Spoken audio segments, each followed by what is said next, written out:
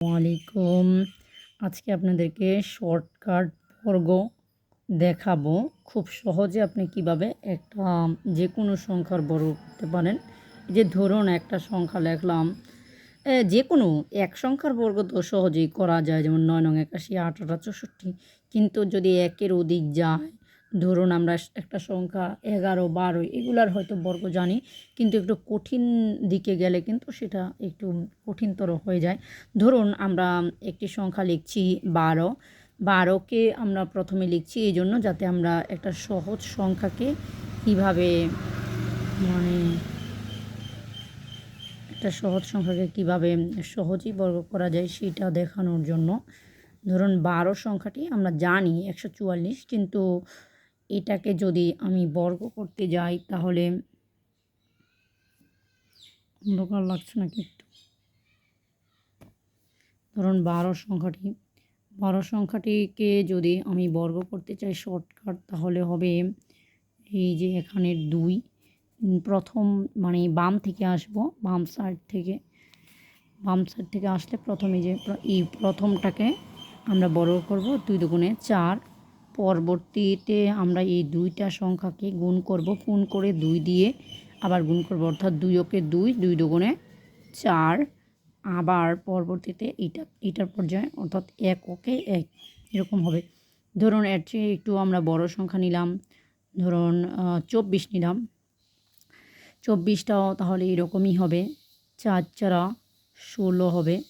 পরবর্তী অংশ হচ্ছে আমরা কী বলেছিলাম, এই ২টার গুণ দিয়ে ২ দিয়ে আবার গুণ, ৪ দুগুণে ৮, ৮ দুগুণে ১৬। কিন্তু এখানে আগে আমাদের ৪ ৪ ১৬র ১ ছিল হাতে, সেজন্য আমরা এখানে ৪ দুগুণে ৮, ৮ দুগুণে ১৬, ১৬র সাথে আমরা আরও ১ যোগ করব, অর্থাৎ আমাদের হবে ৪ দুগুণে ৮, ৮ দুগুণে ১৬, ১৬ একে ১৭, ১৭ ৭।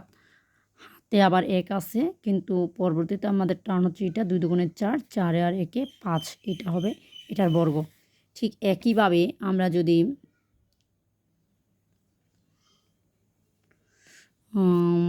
যদি ধরুন ২৫ লিখি, তাহলে ঠিক একইভাবে হবে ৫ ৫ ২৫, ৫ দুগুণে ১০, ১০ দুগুণে ২০, আর আগের হাতের ২ ছিল অর্থাৎ ২২। আর তাহলে ২২-এর ২ হাতে আছে ২, তাহলে ৫ দুগুণ এটুকু শেষ আমাদের। এখন শেষের পর্যায়ে ২ দুগুণে ৪, ৪ দুগুণে ৪, ৪-এর সাথে আমাদের হাতের ২ ছিল ৬ হবে, ৬২৫ হবে। ঠিক একইভাবে আমরা যদি সঠিক নিয়মটা জানতে চাই, তাহলে আমাদের যে নিয়ম সেটা হচ্ছে, আচ্ছা আমরা একটু বড় করি, বড় সংখ্যা লিখি। ধরুন ৯৫ সংখ্যাটাকে আমরা বর্গ করব, তাহলে কিভাবে করব? প্রথম এই সংখ্যাটাকে বর্গ করব, পরে এই ২টা সংখ্যাকে গুণ করে ২ দিয়ে গুণ করব, তারপরে হাতে যেটা থাকবে সেটা আবার পরবর্তীটার সাথে যোগ হবে, এবং শেষে এটার টার্ন, এবং এটাকে বর্গ করব, বর্গ করে যেটা হাতে থাকবে সেটা। তাহলে আমাদের কত দাঁড়ায়? ৫ ৫ ২৫, ২৫-এর ৫ হাতে আসে ২, ৫ নং ৪৫, ৪৫ দুগুণে আমরা ২ দিয়ে গুণ করলে ৯০ হয়, আর আগের হাতের ২৫-এর ২ থাকে, তাহলে ৯০ আর ২ হচ্ছে ৯২। তা ৯২-এর ২ হাতে আছে ৯, তারপরে ৯ নং ৮১, ৮১-এর সাথে ৯ যোগ করলে হয় ৯০। তাহলে ৯৫-এর বর্গ হচ্ছে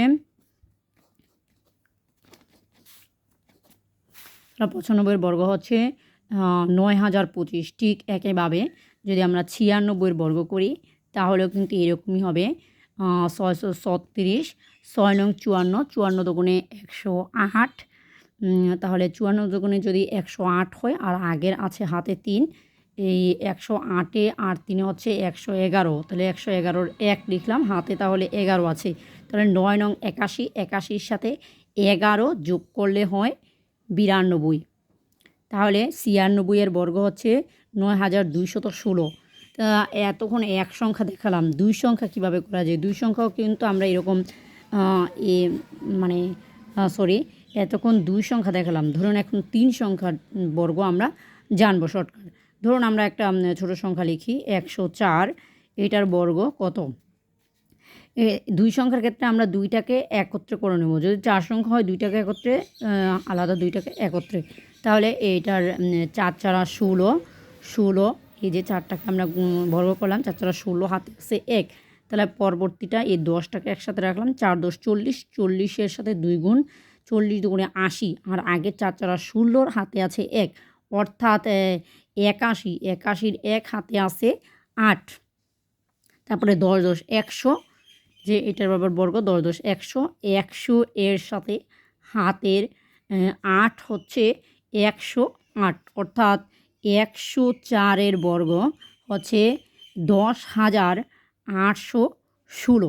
ঠিক একইভাবে আমরা যে কোনো বড় সংখ্যাকে খুব সহজে টেকনিকে আমরা দ্রুততম সময়ে বর্গ করে নিতে পারি।